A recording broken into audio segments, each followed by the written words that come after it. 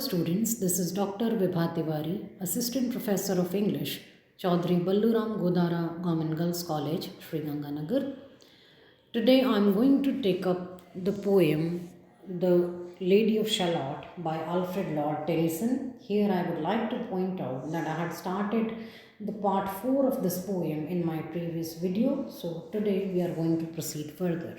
Let's have the original lines first.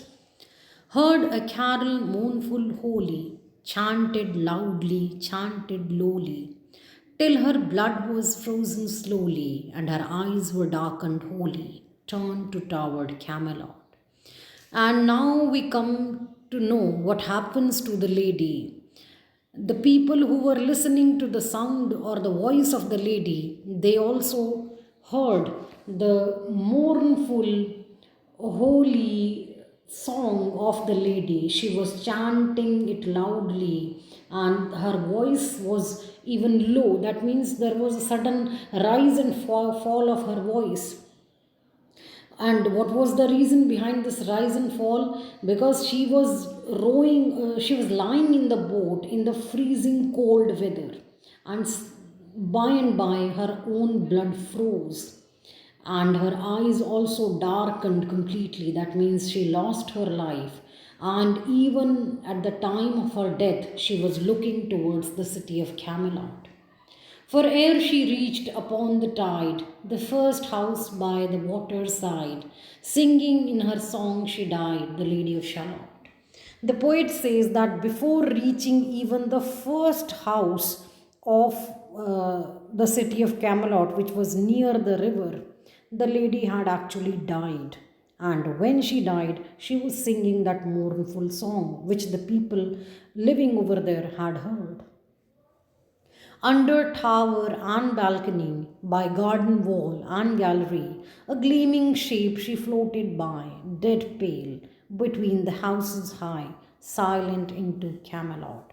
And when she entered into the city by way of the river, when she came in the periphery of the city, under the tower and the balcony, when the boat went near the garden wall and gallery, she was no more having life in her body.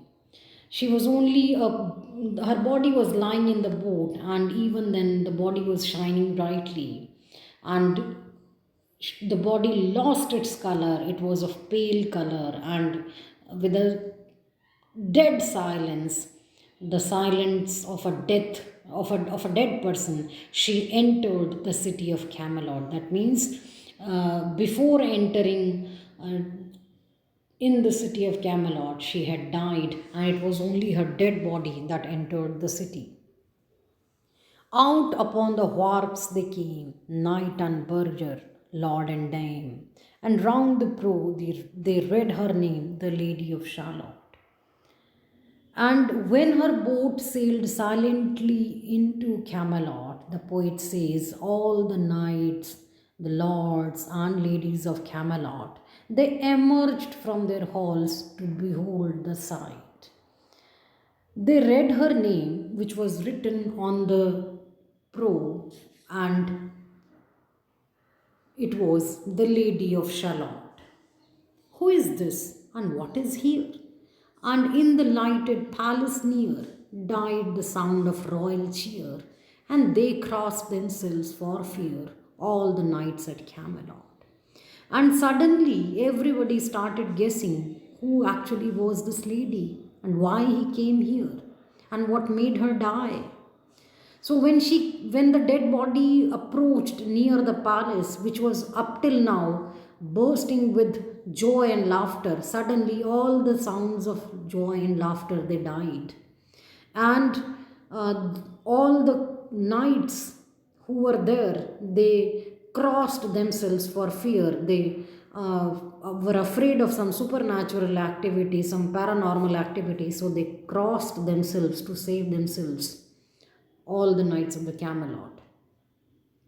But Lancelot mused a little space. He said, she has a lovely face.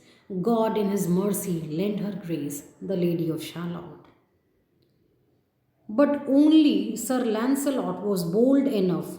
he pushed aside the crowd and he looked closely at the dead maiden. And the remark that he made was, "She has a lovely face. God, in His mercy, lend her grace. May God give her grace." This was the remark of Sir Lancelot, for whom the lady actually died. She instantly fell in love with him, and it was because of the love she forgot all about her own misery and the curse, and finally died. But at least when she died, she could be said that she might have got the satisfaction of being looked at by her own lover, and he was the one who was bold enough to come near her, and he was the one who remarked that she has got a lovely face. May God give her grace. So this was all about your poem. I hope you might have enjoyed it. And I would like to say that if you want to understand the whole poem, just go through all the previous videos in one go, so that you may be having the complete thing in one go. And then you will be surely be able to enjoy this poem, this lovely poem. That's all for today.